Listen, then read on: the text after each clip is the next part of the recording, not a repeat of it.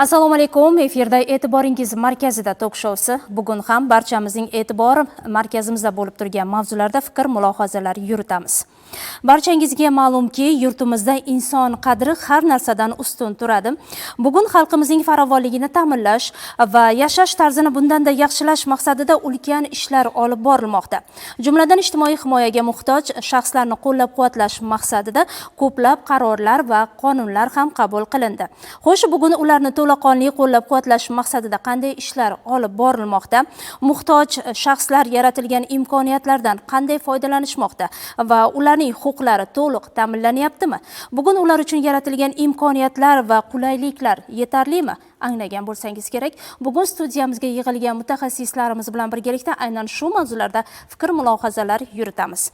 Va eslatib o'tamiz, ayni paytda siz bizni to'g'ridan-to'g'ri efirda aynan Jizzax viloyat televideniyasi orqali va Jizzax radio kanali orqali tinglab tomosha qilishingiz mumkin bo'ladi.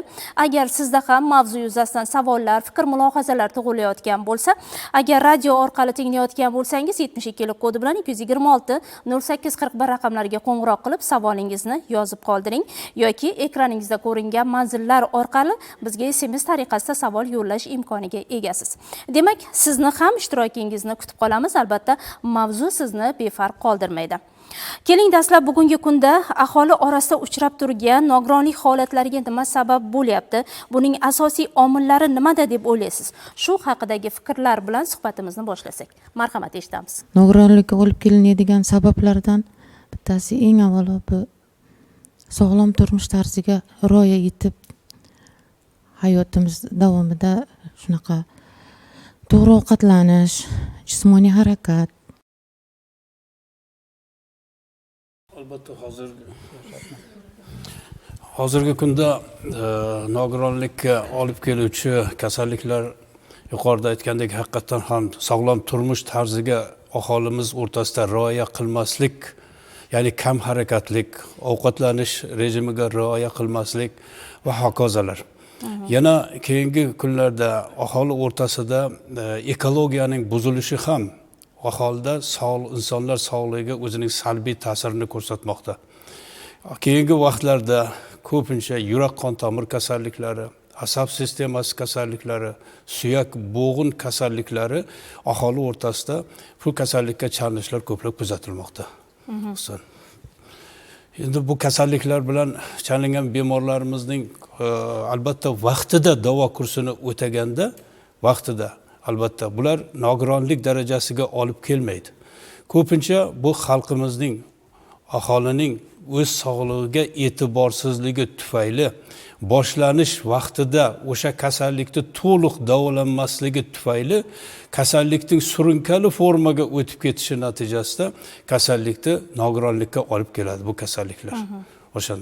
O'shani vaqtida davolanish kerak, vaqtida vrachlarga murojaat qilish kerak. To'g'ri davo kursini o'tasa, bemorlar hech qanaqangi nogironlikka olib keluvchi holat kuzatilmaydi bemorlar o'rtasida. Albatta, har bir inson 4 muchasini sog' bo'lishini, jamiyatda sog'lom va tetik yashashini istaydi, lekin yuqorida mutaxassislarimiz, shifokorlarimiz ta'kidlab o'tganidek, sog'lom turmush tarzi hayotimiz uchun, salomatligimiz uchun qanchalik muhim ekanligini esa ba'zida unutib qo'yamiz. Demak, biz aynan mana shu tushunchalarni xalqimizning ongiga singdirish maqsadida patronaj hamshiralar bilan yoki oilaviy poliklinikalar bilan hamkorlikda ishlashimiz kerak bo'ladi, to'g'rimi? Bu borada qanday ishlar olib borilmoqda? Marhamat. Bu borada avvalambor nogironlikka olib keladigan tibbiyotda 2 guruhga bo'lamiz. Shunday nogironliklar borki, bular tug'ma. O'sha tug'ilgandan nogironlik bo'ladi. Keyingi nogironliklar esa hayot davomida shu shaxsiy gigiyena qoidalariga rioya qilmaslik, ehtiyotsizlik tufayli yuz bergan, ya'ni orttirib olgan kasallik hisoblanadi. Hozirgi vaqtda shu nogironlikni oldini olish uchun biz tug'ma kasalliklarning oldini olish uchun yuqori sinf bolalari bilan, qizlar bilan alohida suhbatlar o'tkazib, ayniqsa turmush qurayotganda nima uchun tibbiy ko'rikdan o'tasan, nimaga e'tibor berishing kerak deb ularga tushuntirib, quloqqa quyib boryapmiz. Chunki agar yoshlar o'z vaqtida shu narsani bilib, to'g'ri tibbiy ko'rikdan o'tsa, sababi mana tug'ma nogironlikning asosan 3 ta sababi bor. Birinchisi bu ota-onaning narkotik moddalarni yoki psixotrop moddalarni qabul qilishi yoki surunkali alkogolizm orqali paydo bo'ladi. Keyingi hayot davomida paydo bo'lish asosiy qismi bu ehtiyotsizlik va sog'lom turmush tarziga rioya qilmaslik natijasi, ayniqsa to'g'ri ovqatlanmaslik natijasida har xil kasalliklar, ayniqsa yurak qon tomir kasalliklarini orttirib oladi yoki bo'lmasa kam harakatlik tufayli tayanch harakatlarida kasalliklarni orttirib oladi. Ulardan hammasi insonning o'ziga bog'liq. Agar inson sog'lom turmush tarzi degan nima deganim? Bu har bir odamning har kun tinmay o'z sog'lig'ini mustahkamlashga harakat qilish kerak. Bu harakat. Agar har bir inson har kun o'z sog'lig'ini saqlash uchun tinmay harakat qilsa, albatta uzoq yashaydi. Shuning uchun odamlarimiz doim har kun ertalab turganda avvalambor o'z sog'liqlarini o'ylab, hech bo'lmasa ertalab 5-10 minut gimnastika qilishi, kechdan qurum piyoda yurishi, ovqat yegandan keyin albatta yarim soat, 1 soat sayr qilishlari zarur. Bu esa sog'lom turmush tarzi qoidalarining eng muhim jihatlari. Nogironligi bo'lgan shaxslarni har tomonlama qo'llab-quvvatlash va ularning huquqlarini himoya qilish borasida qabul qilingan qarorlarning ijrosini ta'minlash borasida olib borilayotgan ishlarga ham to'xtalib o'tsak. Marhamat, eshitamiz. Men Jizzax viloyat kambag'allikni qisqartirish va bandlik boshqarmasi davlat mehnat inspeksiyasidan qatnashyapman. Inspeksiya boshlig'i o'rinbosariman. Ismim Tohir, familiyam Xolboyev. Kasbim nuqtai nazaridan haqiqatda berib o'tilgan savolga mana shu hozirgi mana ish beruvchilar tomonidan, mana korxona tashkilot muassasalarida o'sha muvofiq sharoit yaratilmasligi oqibatida o'sha xodimlar nogironlik bo'lgan holatlari kuzatiladi. Biz o'sha aynan hozir siz aytib o'tgan shu yuqorida nogironligi bo'lgan shaxslarning huquqlari to'g'risida qonunchilikka rioya etilishi yuzasidan korxona tashkilot muassasalarida davlat nazorat va tekshiruvini amalga oshiramiz. O'sha xodimlarga, o'sha tashkilotdagi nogironligi bo'lgan shaxslarning huquqlari bo'yicha o'sha huquqlarni himoya qilish, ularning huquqlarini ta'minlashga qaratilgan targ'ibot va tartibot ishlarini amalga oshiramiz. Ya'ni o'sha qonunimizda aynan nogironligi bo'lgan shaxslarga o'sha shaxslarning masalan nogironligi bo'lgan shaxslarning aravachalarda harakatlanish uchun to'sqinlik sharoit yaratish, ularda barcha ish korxonalarda, barcha ish o'rinlarida o'sha nogironlik bo'lgan shaxslar uchun qulay mehnat sharoiti yaratish, ularga o'sha yetarli nima deydi, ish beruvchilar tomonidan sharoitini ta'minlashga qaratilgan barcha talablarni bajarishni nazorat qilamiz. Sababi o'sha juda ko'plab holatlar bo'lmoqdaki, nogironlik bo'lgan shaxslar ahvoli yanada og'irlashib, mana shu qonun talablarini bajarmasligi oqibatida shunday holatlar ko'plab uchramoqdaligi achinarli holat. Oxirgi kuzatuvlaringiz, tekshiruvlaringiz natijasi haqida ham to'xtalib o'tsangiz, viloyatimizda aynan nogironligi bor bo'lgan shaxslarga ijtimoiy himoya ko'rsatish, ularni jamiyatda o'rinlarini topish borasida yaratilayotgan sharoitlar yetarlimi? Haqiqatda viloyatimizda o'sha juda ko'plab uchraydi. O'sha tashkilot korxonalarda binolar, inshootlar, infratuzilma obyektlarida o'sha nogironlik bo'lgan shaxslarning aravachalarida to'sqinlik harakatlanish uchun yaratilgan sharoit belgilangan talab normalariga javob bermaslik holatlari uchraydi. Bu bo'yicha biz nafaqat o'zimiz, balki o'sha huquqni muhofaza qiluvchi boshqa tashkilot organlari bilan, adliya organlari bilan hamkorlikda ko'plab o'sha tadbirlar ustida ishlab, o'sha tashkilotlarda tushuntirish targ'ibot ishlarini olib boryapsiz. Oramizda mana fuqarolarimiz ko'plab ishtirok etishyapti. Tibbiyot sohasidan, mahalladan va institutdan tashrif buyurgan fuqarolarimiz bor. Nima deb o'ylaysiz? Bugun viloyatimizda nogironligi bo'lgan shaxslarni qo'llab-quvvatlash borasida olib borilayotgan ishlar qoniqarlimi? Sizlarning ham fikrlaringizni eshitamiz. Marhamat. Mikrofon sizda, marhamat, eshitamiz.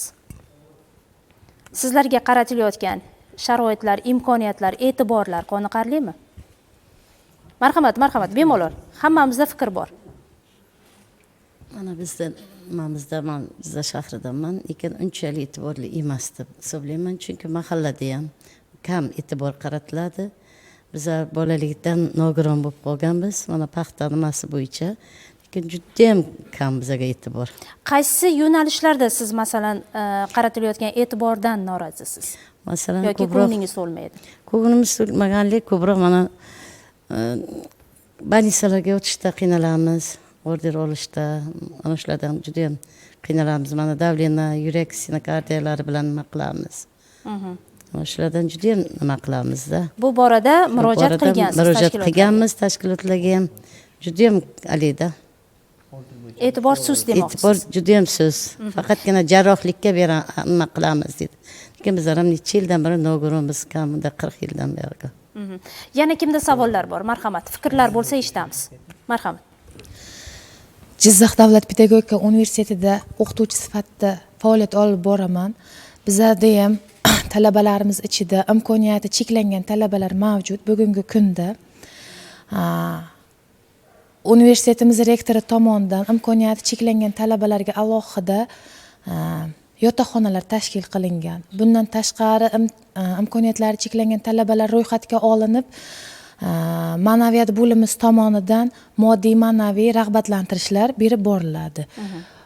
O'z faoliyatimdan kelib aytayotgan bo'lsam, universitetimiz doirasida shu imkoniyati cheklangan talabalarga yetarlicha sharoitlar yaratilib berilgan.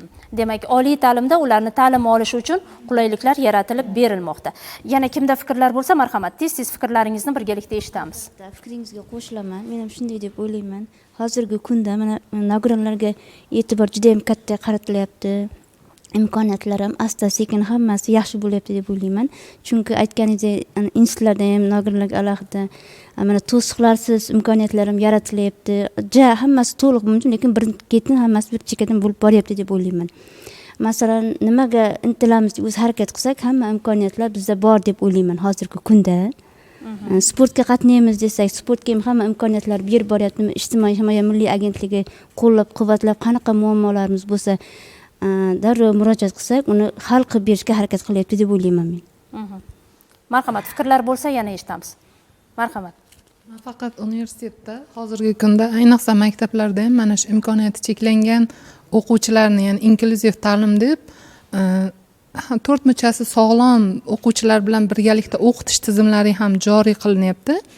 O'sha nima maqsadda? Ular ham o'zlarini shaxs sifatida kamol topishida, jamiyatda o'zini o'rni borligidan, mana shu jamiyatning a'zosi sifatida ulardan hech qanday kam joyi yo'qligini his qilib o'qish maqsadida o'sha har bir sinfda bittadan o'quvchi inklyuziv ta'lim, o'sha alohida unga uyiga borib ta'lim tarbiya bermasdan o'sha jamiyatning a'zosi sifatida bitta sinfda o'qishlari ham joriy qilinyapti.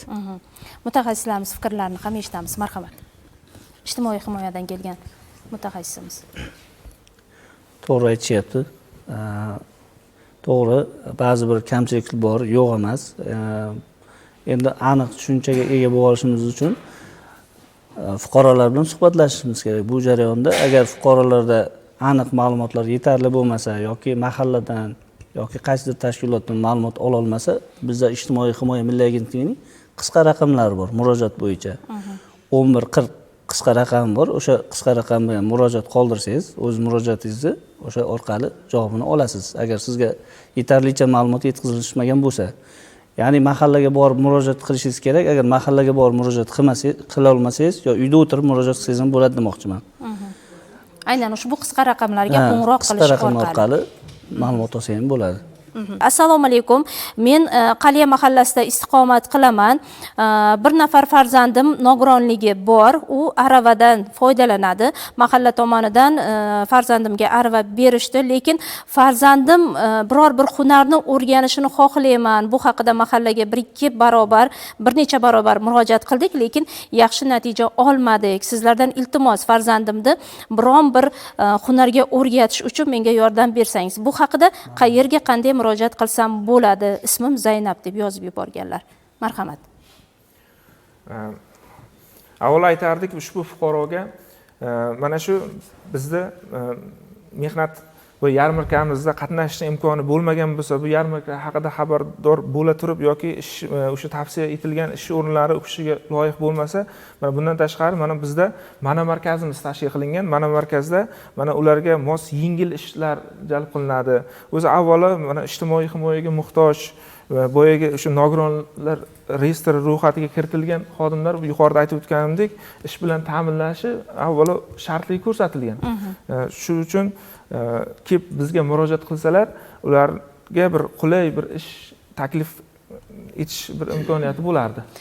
Shu o'rinda ijtimoiy himoyadan kelgan mutaxassisimizga yuzlanmoqchimiz. Bugungi kunda aynan viloyatimizda nogironligi bor bo'lgan shaxslarni ta'lim olishi, ularni biror bir kasb hunarni puxta o'rganish uchun qanday imkoniyatlar, sharoitlar yaratilgan va necha nafar fuqarolarimiz, aynan mana shunday fuqarolarimiz bu imkoniyatlardan foydalandi. Marhamat. Hozirgi kunda ijtimoiy himoyaga muhtoj shaxslar, nogironligi bo'lgan shaxslardan aynan oxirgi ma'lumotlarga ko'ra 2025-yilda, ya'ni yanvar-fevral oyida 150 nafar fuqaroni ish bilan bandligini ta'minlandi. Aynan ijtimoiy himoya tomonidan bu. Bundan tashqari boshqa tashkilotlar ham bor. Bu yerda ular alohida hisob yuritadi. Biz hisobimiz bo'yicha yana nogironligi bo'lgan yoshlar o'rtasida hozirgi kunda adaptiv sport tashkil qilingan. Bu bo'yicha ham yo'llanmalar berilyapti. Aynan sport yo'nalishi bo'yicha o'zini imkoniyatlarini ko'rsatishi mumkin. Bu narsa tashkil qilingan. Yashab turgan hududida, yashash manzilida o'sha sport majmuasidan foydalanish mumkin yoki shahar hududidagi davlat muassasalariga har qanday sport muassasasidan tekin foydalanish imkoniyati bor hozirgi kunda. Nogironlikning ham darajalari belgilanadi, to'g'rimi? Ishga layoqatli nogironlarimiz bor, nogironligi bo'lgan shaxslarimiz yoki ishga umuman layoqatsiz bo'lgan mana shunday shaxslarimiz topiladi. Bugungi kunda aynan ishga layoqatli bo'lgan, nogironligi bo'lgan shaxslarni ish bilan ta'minlash va ularni o'zlari qiziqgan kasb bilan shug'ullanish uchun qanaqa imkoniyatlar bor? Xuddiki yuqoridagi mazmundagi savollar bizga ko'plab kelyapti. Qayerga qanday murojaat qilishlari mumkin? Marhamat, eshitamiz. Avvalo boshqarmamizda o'sha boshqarmamiz va hududiy bo'limlarimizga o'sha korxona tashkilot muassasalari, viloyatimizdagi faoliyat yuritayotgan barcha tashkilotlar tomonidan o'sha har oy bo'sh ish o'rinlari to'g'risida hisobotlar taqdim etiladi. O'sha hisobotlar o'sha vakansiyalar milliy bazasiga kiritiladi. Undan har kim ko'rib, foydalanib o'sha ish topish degan saytdan ko'rib olib, ijtimoiy tarmoqlar orqali kuzatib borsa bo'ladi bo'sh ish o'rinlari to'g'risida. Endi masalan o'sha unda shartlari, bo'sh vakant ish o'rni shartlari, talablari yozilgan bo'ladi. Unda barcha ma'lumotlar kiritiladi.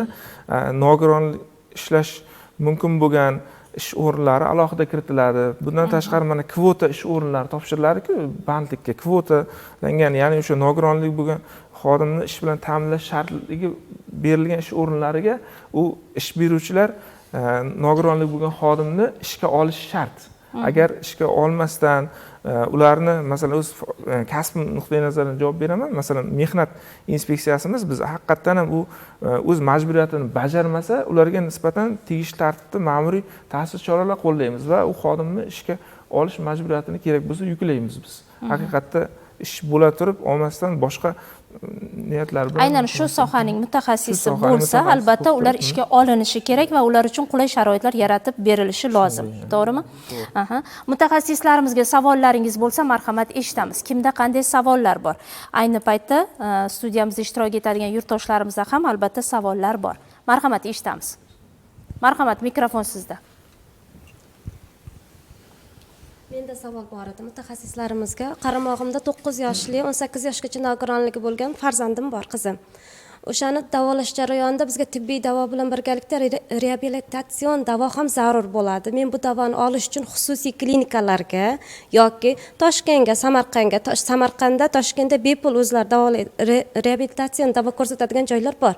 O'sha yerga borishimga to'g'ri keladi. O'zimizda ham shunaqa bepul xizmat ko'rsatadigan reabilitatsion markazi bormi, xizmat ko'rsatadigan bolalarga yordam sifatida?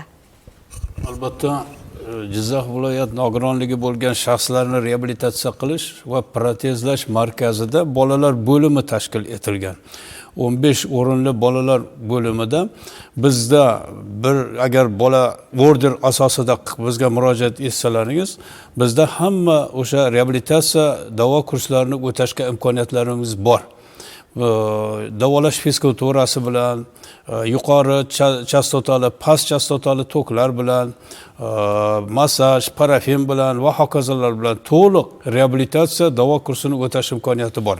Faqat siz aytyapsizki, tashkilotlar shunday bir uyushmalar, shunday bir davolash muassasalari bo'lishi kerak. Qaysi bolalar yoki kattalarda sog'lig'ida muammosi borlar reabilitatsiya davo kursini fizik o'tash uchun bir yilda bir marta emas, bir necha marta kelish, murojaat etish siz aytyapsiz. Bizda mana yaqin oylar ichida ambulator davo kursi tashkil etiladi.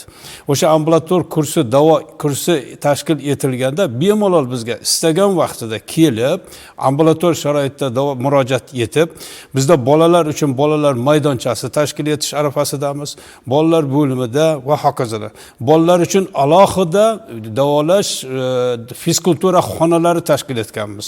Bolalar uchun alohida fizioterapiya bo'limlari tashkil etganmiz. O'sha bo'limlarda bemalol istagan vaqtda bir necha marta kelib murojaat etish va reabilitatsiya davo kursini o'tash imkoniyatlariga ega bo'lasizlar. Juda soz. Davom etamiz. Bizga yana savollar kelishni boshladi. Ayni paytda Jizzax viloyat radio kanali orqali ham savollar tushyapti.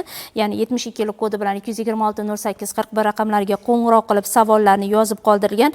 Familiyam Eshboyeva Buyraxonman, G'allarol tumanida istiqomat qilaman. Birinchi guruh nogironim bor. O'g'lim 57 ga kirdi. Ko'zi ojiz, mahalla ham hech kim bizdan xabar olmaydi, bizga yordam bermaydi. O'zim 87 ga kirdim. O'g'limni ahvolidan xavotirdaman deb yozib yuborganlar. Aynan ushbu fuqaromiz qayerga qanday murojaat qilishlari mumkin? Yuqoridagi qisqa raqamlarni yoki manzillarni e'lon qilib o'tamiz. Marhamat.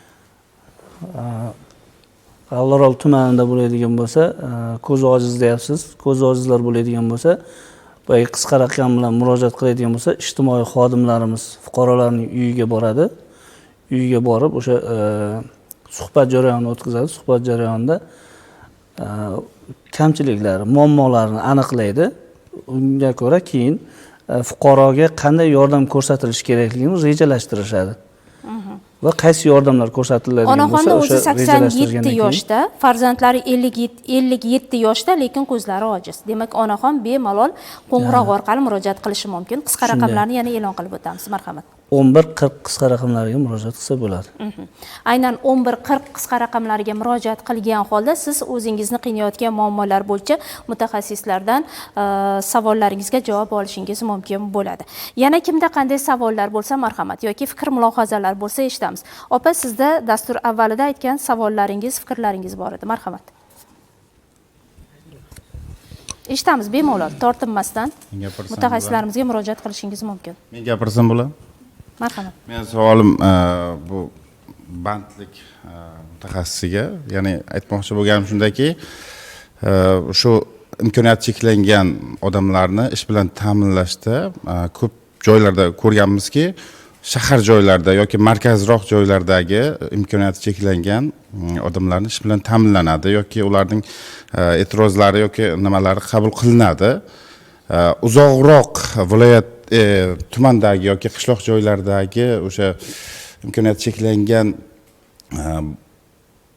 lekin ishga layoqatli bo'lgan o'sha nogironlar bilan qanday ishlar olib borilyapti, shu sistem ozgina chekka tumanlarda, uzoq qishloqlardagi, qishloq joylardagi demoqchi edim. Endi hozirgi kunda aytadigan bo'lsak, avvalo o'sha mahalla yettiligi, umuman hamma o'sha biz, mahalla, hokim yordamchilarimiz bilan birgalikda o'sha aholini ijtimoiy turmush tarzi ahvoli o'rganiladi. Ular ichida o'sha eng avvalo kam ta'minlangan, boyaga ijtimoiy himoya reyestriga kiritilgan, nogironligi bo'lgan oila a'zolarida nogironligi bo'lgan oilalar o'rganiladi. Birinchi o'rinda shu ushbu oilalarda ijtimoiy qo'llab-quvvatlash masalasi ilgari surilyapti. O'sha ishga joylashtirish, qanaqa ish o'sha hududda o'ziga yaqin, ya'ni transport, boshqa yotish, ovqatlanish, umuman hamma tomonlama o'z hududiga, yashash hududiga yaqin joydan ish topish masalasi qo'yiladi. O'sha hududda bir korxona, tashkilot boshqa bo'lmasa, imkon qadar yaqinroq bir tashkilotdan ishlar tashkil qilinyapti. Ishlar taklif qilish tashkil qilinyapti hozir. Mana kerak bo'lsa, hozirgi kunda mana shunaqa men hozir prezident tashabbuslari bilan mana Qoraqalpog'iston Respublikasida ham kerak bo'lsa, o'sha juda olis hudud bo'lsa ham hamma viloyatdan, hatto bizni Jizzax viloyatimizdagi masalan boyagi ilg'or ish beruvchilar deymizmi, o'sha imkoniyati bor ish beruvchilarni jalb qilib, o'sha joyga mehnat yarmarkasi tashkil qilinib, avvalo boya siz aytib o'tganingizdek, nogironlik bo'lgan shaxs, ijtimoiy himoyaga muhtoj, ish topishda qiynalayotgan shaxslarni ishga joylashtirish masalasi ko'rilyapti hozir. O'zining imkoniyati, mehnatga layoqatlik darajasiga qarab. Qo'shib ketsa. Marhamat. Hozirgi kunda haqiqatan aytyapsiz, uzoq hududdagi bo'lishi mumkin yoki bitta oilada deylik, bitta nogironligi bor inson bo'lsa, shu inson bilan kimdir band bo'lishi kerak, to'g'risi hozirgi kunda. O'sha insonlarni bir kunlik band bo'lishini hisobga olib, oilada ijtimoiylashuvni hisobga olib, fuqarolarga farzandiga, nogironligi bo'lgan farzandiga qarab turish imkoniyatlari bizda hozir tashkil qilinyapti. Bu narsalar ijtimoiy himoya milliy agentligi tomonidan va fuqaro psixologik ham o'zini nima deydi, kunlik ehtiyojdan yoki kunlik har kungi turmush tarzidan o'zgarish, ya'ni ish bilan ta'minlansa, ish bilan band bo'lsa, ozgina psixologiyasi ham yaxshilanadi degan maqsadda bu narsa tashkil qilingan hurmatli prezidentimiz tomonidan. Ishga tushgan, xudo xolasa, bu hududlarda ham to'liq nima qilinadi. Agar tushunmovchiliklari bo'ladigan bo'lsa, yashab turgan hududdagi inson markazlarimizga murojaat qilsa bo'ladi yoki mahallasidagi ijtimoiy xodimlar bilan birgalikda kirishsa bo'ladi muloqotga yoki bunda ham to'liq javob ola olmasa 1140 yana o'sha qisqa raqamlarimiz bilan gaplashsa, biz aniq va to'liq nima deydi, maslahatlar berib o'tamiz. Bizga yana savollar kelishda davom etmoqda. Assalomu alaykum. Biz sizlarni kuzatib turibmiz. Aynan shu mavzuda ko'rsatuv tashkil qilganingiz uchun ijodkorlarga rahmat aytamiz deganlar va aynan savolim shundan iboratki, bugungi kunda nogironligi bo'lgan shaxslarga berilayotgan e'tiborlar va imtiyozlar juda ko'p. Biz aynan shu imtiyozlardan foydalangan holda mahalladagi nogironligi bor shaxslarga qo'ldan kelgancha imkoniyatlardan foydalanib ularga yordam ko'rsatamiz, lekin yana qayta va qayta bizdan yordam so'rab keladiganlar ham bor. Men o'zim mahalla vakiliman, mahallada ishlayman. Aynan mana shunday murojaatlarni oldini olish uchun ham bizga qanaqadir maslahat, tavsiya bersangiz va aynan nogironligi bo'lgan shaxslarga bir yilda necha marotaba yordam ko'rsatiladi, shu haqida ham ochiqroq gapirsangiz deb yozib yuborganlar. Darhaqiqat bugun mana shunday holatlar ham kuzatilyapti. To'g'ri, shunday holatlar ham kuzatilib turibdi, chunki o'zim mahallada ijtimoiy xodimman. Menda ham ayrim fuqarolar bo'ladi, tushuntirganda tan olishni xohlamaydi. Yo'q, bitta yo'nalishdan emas, ko'proq menga e'tibor beringlar, ko'proq hamma tomondan yordam olishni xohlayman degan fuqarolar ham uchrab turadi. Yuqorida bizga ham yuqorida ko'rsatilgan nizom, qonun, qoida bor. O'sha bo'yicha ish ko'ramiz, o'sha bo'yicha chora ko'ramiz. Har biriga undan chiqib, undan ortig'ini ko'rsata olmaymiz. Har bitta ko'rsatadigan xizmatlarimizda o'zining muddati bor. Ayrim turdagi xizmatlarimiz 5 yilda bir marotaba, masalan, elektron aravacha yoki o'zi yuradigan aravachalar oladigan bo'lsa, 5 yilda bir marta beriladi har bitta fuqaroga. Har yil uni olishda imkoni yo'q. Yana shunday xizmatimiz sanatoriyaga so'rab keladiganlar bor. To'g'ri, har yilda so'raydigan fuqarolarimiz ham bor. Ayrim hollarda shunaqa fuqarolarga biz yordam qila olmaymiz. Sanatoriyaga qo'yadigan bo'lsak, 2 yilda bir marta nogironligi bo'lgan fuqarolarga ochirib keladi. Chunki navbat asosida qo'yiladi. Bir xil fuqarolarimiz har yil borishni xohlaydi sanatoriyaga. Lekin nizomdan chiqib biz chora ko'ra olmaymiz ularga. Shunaqa qiyin vaziyatlar ham bo'lib qoladi bir xil paytda. Qanday darajadagi nogironligi bor bo'lgan shaxslarga mana shunday ijtimoiy yordam ko'rsatilishi mumkin? Shu haqida ham to'xtalib o'tsangiz. Agar boya bitta kishi fuqaro murojaat qildilar. Birinchi guruh ko'zi ojiz o'g'lim bor dedilar. Ularga sanatoriya bo'yicha masalan 1 yilda bir marotaba ko'zi ojizlarga qarovchi bilan birgalikda sanatoriyaga jo'natish xizmatimiz mavjud bizda. Uni ijtimoiy holatdan kelib chiqqan holda bitta o'zi qiynalishini hisobga olib, unga qarovchi ham yonida qo'yib bepul yo'llanma berishimiz mumkin sanatoriyaga. Albatta. Bugungi kunda nogironligi bor bo'lgan shaxslarga ijtimoiy himoya ko'rsatish, ularni jamiyatda o'z o'rinlarini topishlari uchun juda keng ishlar amalga oshirilyapti. Buni tan olishimiz kerak haqiqatda ham. Lekin aynan ishga layoqatli bo'la turib, nogironligi bo'lsa-da ishga layoqatli bo'la turib, nimagadir aynan mahalladan yoki davlatdan nimadir olishni xohlaydigan yoki o'zini dangasaligi deymizmi yoki aynan mana shu boqimandalikka o'rganib qolish natijasidami talab qiladiganlar ham oramizda ko'plab topiladi. Shular haqida ham fikrlaringiz bo'lsa, marhamat. Har bitta fuqaroni o'rganish jarayonida ularning fikrini, muammosini o'rganishga harakat qilaman. Shunday fuqarolarimiz bor, kasalligi jiddiy bo'lmasa ham, ishga yaroqli bo'lib tursa ham, lekin ko'proq yordam olish xohlaydi. Unaqalarga birinchi o'rinda keys ochganimda ham referal xizmat qo'yishga harakat qilaman. Ham ularga psixolog xizmatini qo'yishga taklif qilaman birinchi bo'lib, chunki ularga bir psixolog ham ko'p yordam beradi bularga.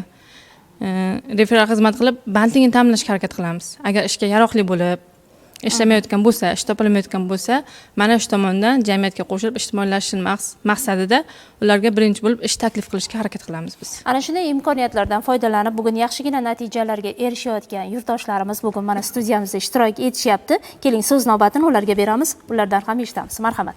Assalomu alaykum. O'sha yurtimizda amalga oshirilayotgan islohotlar natijasini avvalo o'z hayotimizda ko'rib turibmiz. O'shalardan biri o'zim hayotimda gapirib o'tadigan bo'lsam, hozirgi kunda o'sha prezidentimizning 2021-yil o'sha dekabr oyida 57-son qarori asosida o'zim o'sha adliya bo'limi, Sharof Rashidov adliya bo'limi davlat xizmati markaziga ishga qabul qilinganman. Shu bilan bir qatorda hozirda Jizzax davlat pedagogika universitetining tarix fakulteti yo'nalishda 3-kurs talabasiman. Undan tashqari boyaga aytib o'tildi, adaptiv sport turlari hozir yurtimizda keng hozir joriy qilinib borilmoqda. Shunda o'zim ham sport yo'nalishida ham o'zimni o'rnimda topishga, o'zimni jismonan shug'ullanib, sog'lig'im uchun harakat qilib bormoqdaman. To'g'ri aytib o'tilyapti. Kecha 13 fevral kuni ham prezidentimiz ayni masalan olimpiya va paralimpiya sohasida yig'ilish o'tkazib, o'sha nogironligi bo'lgan shaxslarga juda katta imkoniyatlar yaratilib, o'sha bir aytib o'tilgandek sport sohasida o'zini shug'ullanish uchun tekin, bepul sharoitlar yaratilishini, juda katta imkoniyatlar yaratilishini o'sha biz hayotimizda ko'rib o'tiribmiz. O'sha ijtimoiy agentlik qisqa muddatda o'zini o'sha xalq orasida o'zini imkoniyatlarini, choralarini ko'rib, ish qilib bizga o'xshaganlarga yaqindan imkon qadar yordam ko'rsatilmoqda va sharoitlar yaratib berilmoqda. Marhamat. Siz ham ayni paytda hunarmandchilik bilan shug'ullanyapsiz. Albatta, fikringizga qo'shilaman. Men hozir hunarmandchilik bilan shug'ullanib kelaman. Yumshoq o'yinchoqlar, poyabzallar to'qiyman. Albatta, tadbirkorlik qilaman. Boya aytganingizdek, to'g'ri, fikringizga qo'shilib boqimandalik bu yomon. Albatta bizga berilgan imkoniyatlardan foydalanib, boqimanda bo'lmaslikka harakat qilib, imkon qadar kuchimiz yetgunicha tadbirkorlik bilan ham shug'ullanib qolaversa, mana yaqinda xudo xolisa sport turlariga ham qatnashmoqchimiz. Bizga imkoniyatlar juda katta. Biz bundan oqilona foydalanyapmiz deb o'ylayman. Rahmat, salomat bo'ling, marhamat. Men Sharof Rashid tuman tibbiyot birlashmasi 24-oila poliklinikaga ishga kirganman. Ijtimoiy himoya markaz indaqasi bo'yicha, bandlik bo'yicha 5 yildan beri ishlab kelaman. Hamshira bo'lib ishlayman o'zim. Bizga lekin imkoniyatlar yaxshi. Har yilida больницаlarga yotishga order olib yotamiz. Imkoniyatlari yaxshi deyman. Chunki больницani hozir oldingi sharoitlar yaxshi bo'lmagan, lekin hozirda sharoitlar yaxshi. Hamma qulayliklari bor. Xonalar issiq, lichenalari hammasi yaxshi. Viloyatimizda nogironlarni reabilitatsiya qilish va protezlash markazi ham faoliyat olib boryapti. Mana bir necha yillardan buyon bemorlar uchun qanday sharoitlar va qulayliklar yaratilgan, bemorlar yaratilgan sharoitlardan mamnunmi? Shu haqida ham gapirib o'tsangiz, marhamat. Albatta, Jizzax viloyat nogironligi bo'lgan shaxslarni reabilitatsiya qilish va protezlash markazi viloyatimizdagi 43 mingdan ortiq nogironligi bo'lgan shaxslarga tibbiy, ijtimoiy, kasbiy reabilitatsiya xizmatini ko'rsatadi. Albatta, mana singlimiz aytib o'tgandek, avvalga nisbatan markazimizda nihoyatda katta o'zgarishlar bo'ldi. Mana bu yil to'liq markazimiz kapital rekonstruksiyadan chiqarildi. Muhtaram prezidentimizning e'tiborlari tufayli markazimizda 23-yilda 14 milliard 950 million so'm mablag' ajratilib, mavjud binomiz to'liq kapital rekonstruksiyadan chiqarildi. Qo'shimcha yana 50 o'rinli 4 qavatli bino qurib bitildi. Bularni hozir nihoyatda shinam, chiroyli, issiq, hamma sharoitlar yaratilgan. Bemorlarimiz nihoyatda xursand. Nihoyatda bir yaxshi bir ko'ngildagidek davo kursini o'tab ketishyapti. Viloyat miqyosida bemorlarni qabul qilish imkoniga egami reabilitatsiya markazi? Albatta, bizda yana bir narsa esimda, Sirdaryo viloyati ham bizga keladi. Sirdaryo viloyatidagi nogironligi bo'lgan shaxslar ham bizda davo kursini o'taydi. Albatta, viloyat miqyosida bizda order asosida qabul qilamiz. Order asosida bizga murojaat etadi, biz bemorlarni qabul qilamiz. Mana avvallari bemorlarimizda navbat kutish mavjud edi, ancha vaqt, oylab, 3 oy, 4 oylab navbat kutardi. Hozirgi kunda mana biz yangi binomiz ishga tushishi munosabati bilan navbatlar o'zi keskin kamaydi. Keskin kamaydi. Bemorlarimiz joni og'rib, navbat kutib o'tirmaydi endi. Endi bemorlar istagan vaqti bizga keladi, biz ularni joylashtirish imkoniyatiga ega bo'ldik. Onlayn murojaat qilish imkoniyati ham bemalol mumkin. Bizga murojaat qilishlari mumkin. Shu o'rinda tibbiy mehnat ekspertizasi komissiyasiga murojaat qilmoqchimiz. Marhamat, mikrofonni qo'lingizga olasiz. Tibbiy mehnat ekspertiza komissiyasi nogironlikni belgilash, ularning ijtimoiy muhofazasini ta'minlash masalasida mas'ul davlat idoralaridan biri hisoblanadi.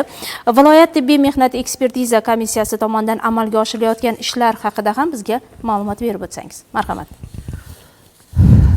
Mana shu nogironligi bo'lgan shaxslarga ko'rsatiladigan yordamlardan, xizmatlardan biz viloyatimizda tibbiy ijtimoiy ekspert komissiyalari tashkil etilgan. Viloyatimizga qarashli hozirgi kunda 5 ta birlamchi FTIKlar, bitta viloyat FTIKka xizmat ko'rsatyapti. Aynan shu mavzu yuzasidan bizga savol ham kelgan. Xo'sh, davom etamiz. Assalomu alaykum. Ishlaringizga omad deganlar.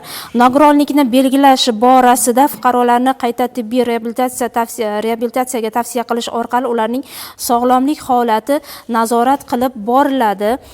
Bu borada fuqarolar manfaati qay darajada ta'min bo'lmoqda deb savol yo'llaganlar. Marhamat. Biz bu borada nogironligi belgilangan shaxslarni sog'lig'ini nazorat qilish borasida mana shu hududimizda xizmat ko'rsatadigan. Mikrofonni pastroq ushlaysiz. Hududimizdagi nogironligi bo'lgan shaxslarni reabilitatsiya qilish va protezlash markazi va respublika miqyosidagi nogironlarni reabilitatsiya qilish va protezlash milliy markazi tomonidan ta'minlanayotgan orderlar asosida ularni ko'rsatilgan muddatlarda alohida har bir nogironlik bo'lgan shaxslarga yondashilgan holatda o'sha ko'rsatmalar bo'yicha orderlar bilan ta'minlab, ularning sog'lig'ini nazoratini olib boryapmiz. Bular endi mana viloyatimiz hududidagi reabilitatsiya markazimiz juda ham chiroyli qilib ta'mirdan chiqarildi, qo'shimcha binolar bilan aynan nogironligi bo'lgan shaxslarimizni sizga bo'lgan murojaatida shaffoflikni ta'minlash borasida qanday ishlar yo'lga qo'yilgan? Inson omilini kamaytirish maqsadida. Biza viloyatimizdagi respublika miqyosidagi sog'lomlashtirish markazlarimizdan orderlar olamiz, ta'minlanadi. Bularni hozircha bizda onlayn unga o'tganimiz yo'q. Ro'yxat asosida ularni onlayn tarzda murojaati bo'yicha ro'yxatga olamiz. Keyin o'sha bo'limlarimizga qancha orderlar 3 oyda bir marta Toshkent hududidagi respublikada olamiz, faqat Toshkentga keladi. Bular hududimizdagi reabilitatsiya markazlari bilan bizga qachon qanaqa miqdorda order kerak bo'lsa, talabimizga asosan bular ta'minlab berishadi. Keyin ularni yana alohida yondashuv, mumkin bo'lgan kasalliklar bor, ro'yxatlari bor, mumkin bo'lmagan kasalliklarni ularga tushuntiramiz. Mana shunday holatda qayerga boshqa hududiy reabilitatsiya kasalxonalar, respublikamiz miqyosidagi kasalxonalarga murojaat qilishini fuqarolar nogiron bo'lgan shaxslarimizga tushuntiramiz. Bizga yana savollar kelishda davom etyapti. Albatta imkon qadar vaqtimiz juda ham oz qolyapti. Tezroq va qisqa javob berishga, lo'nda javob berishga harakat qilamiz. FTEKdan deyapti, aynan tibbiy ekspertiza komissiyasidan nogironlikni belgilash, ya'ni gruppaga chiqish borasida murojaatlarimiz doim shaffof emas, ya'ni bizga juda ko'p to'sqinliklar bo'ladi. Bu borada shaffoflikni ta'minlash bo'yicha yoki ularni nazorat qilinishi bo'yicha qayerga murojaat etsak bo'ladi deb yurtdoshlarimizdan biri, ya'ni Dilmurod ismli yurtdoshimiz yozib yuborganlar. Aynan shu mazmunda. Marhamat. Demak, fuqarolarimiz o'rtasida aynan e'tirozlar paydo bo'lyapti. Hozirgi kunda mana shu oxirgi qaror buyruqlarimizda nogironlar murojaati elektron tarzda yo'lga qo'yildi. Bular sog'liqni saqlash tizimidagi vrachlik maslahat komissiyalari orqali tibbiy hujjatlar rasmiylashtirilgandan so'ng ma'lumotlar elektron tarzda tibbiy ijtimoiy ekspert komissiyalariga yuboriladi. Bular o'sha tibbiy hujjatlarni elektron ma'lumotlarini o'rganib chiqqan holda xato kamchiliklar bo'lmasa, o'rnatilgan tartibda rasmiylashtirilgan bo'lsa, qabul qilib olishadi va fuqarolar tomonidan berilgan telefon raqamlar bo'ladi hujjatlarida. O'sha telefon raqamlariga SMS xabarlar boradi. SMS xabarlari fuqaroning qayerga kelishi, qaysi kuni kelishi, qaysi soatda kelishi bilan belgilab beriladi. Fuqarolar asosan hamma birlamchi tumanlararo FTEKlarimiz bor. O'sha FTEKlar hamma qulayliklarga ega bo'lgan yuqori binolarda emas, pastki etajlarda joylashtirilgan, kirish chiqish bizga murojaat qilish moslamalari, hamma narsalari, sharoitlar, imkoniyatlar yaratilgan, to'siqsiz kirib chiqishadi. Mutaxassislarimiz yetarli. Ko'riklar o'sha paytda aytilgan soatiga, joyiga yetib kelsa, iloji boricha vaqtida qoniqarli qilib o'tkazib berishga harakat onlayn tarzda murojaat qilish imkoniyati ham bor, to'g'rimi? To'g'ri. Hozirgi oxirgi qarorlarimizda shunday kasallik turlari bor. O'sha qarorlar asosida ko'rsatib berilgan. Masalan, shunday kasalliklarimizni og'ir holatda murojaati bo'lyapti-da. Endi u oxirgi bosqichlar, dekompensatsiya bosqichlar deyiladi. Bularni hammasini kasalliklari o'sha kirib kelgan bizga elektron tarzda hujjatlar o'rganilgan holda ularga xabar yoziladi. Sizga mana shu kuni, shu yilda sanalari, kunlari ko'rsatilgan holda sirtdan ko'rik o'tkazilib, mana shunday nogironlik guruhi shu sabab bilan shu muddatga belgilandi degan xabar SMS orqali yuboriladi. Demak, aynan fuqarolarimizning murojaatlariga shu tartibda javob berilmoqda. O'ylaymizki, bu boradagi e'tirozlar ham kamayadi va shaffoflik ham ta'minlanadi degan umiddamiz. Bizga ajratilgan vaqt o'z nihoyasiga yetib bormoqda. Albatta, jonli efirdamiz. Biz vaqtdan unumli foydalanishimiz kerak bo'ladi. Albatta, yurtimizda inson qadri ulug', uni qo'llab-quvvatlash ustuvor vazifalardan biri hisoblanadi.